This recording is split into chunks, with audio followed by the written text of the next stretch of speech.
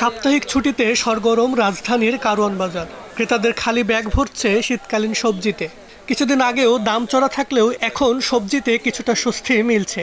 তবে অস্বস্তি তৈরি হয়েছে পেঁয়াজের দামের ঝাঁঝে। প্রতি কেজিতে দাম বেড়েছে ৩০ থেকে ৪০ টাকা পর্যন্ত। শুক্রবার কারওয়ান বাজারে প্রতি কেজি পেঁয়াজ বিক্রি হয়েছে ১২০ থেকে ১৩০ টাকা কেজি দরে, যা গত সপ্তাহে ছিল ৯০ টাকা কেজি। এছাড়া আদা, রসুন, কাঁচামরিচ সহ অন্যান্য মশলার দাম স্বাভাবিকই রয়েছে। সরবরাহ কম থাকার অজুহাতে হুট করে পেঁয়াজের দাম বাড়ায় ক্ষুব্ধ প্রতিক্রিয়া জানাচ্ছেন ক্রেতারা। পেঁয়াজের দাম বাড়তি, আলু কিনছে একটু কম, মাছের বাজারও কম একটু। পেঁয়াজের দামটা পেঁয়াজ তো গত কিছুদিন আগে ছিল যেরকম তার থেকে অনেক বেশি, একসাথে বেড়ে গেছে, অনেক দাম বেশি।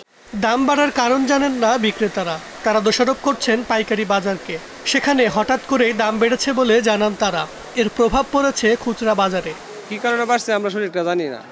আমরা আরবদারের কাছে কিনে আই না বেচতেছি, এটাই জানি যতটুকু। এটা জানে সম্পূর্ণ আরবদারে বলতে পারবো এরা কিসের জন্য বাড়ছে।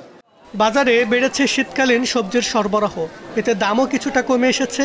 পাতাকপি, ফুলকপি প্রতি পিস বিক্রি হয়েছে ৪০ থেকে ৫০ টাকায়। সিম বিক্রি হয়েছে ৬০ থেকে ৭০ টাকা কেজি দরে, বরবটি ৮০ টাকা ও বেগুন ৭০ থেকে ৮০ টাকা কেজি দরে। মিষ্টি কুমড়া ২৫ থেকে ৩০ টাকা কেজি, লাউ ৪০ থেকে ৫০ টাকা পিস, পেঁপে ৩০ থেকে ৪০ টাকা কেজি, টমেটো ৯০ থেকে ১২০ টাকা কেজি। পুরাতন আলু বিক্রি হয়েছে ২৫ টাকা কেজি দরে। কাঁচা সবজির দাম গত সপ্তাহের তুলনায় অনেক কম। আমার জানা মতন অনেক সবজির দাম কমে গেছে। এই যে ফুলকপি, পাতাকপি, এগুলোতে এখন চাহিদা বেশি, এখন দাম বাড়ার কথা, অথচ অনেক দাম কমছে। সবজির দাম কমতে শুরু করায় স্বস্তি প্রকাশ করেছেন ক্রেতারা। তবে মৌসুম অনুযায়ী দাম আরও কম হওয়া উচিত বলে তাদের অভিমত।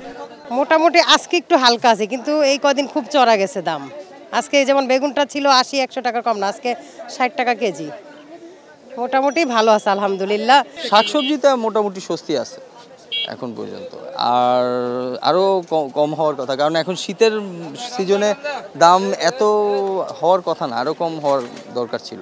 এদিকে মাছ, মাংস, ডিম, চাল, ডাল, তেল সহ অন্যান্য নিত্য প্রয়োজনীয় জিনিসের দাম আগের মতোই স্থিতিশীল অবস্থায় আছে। মাহবুল ইসলাম, স্টার নিউজ, ঢাকা।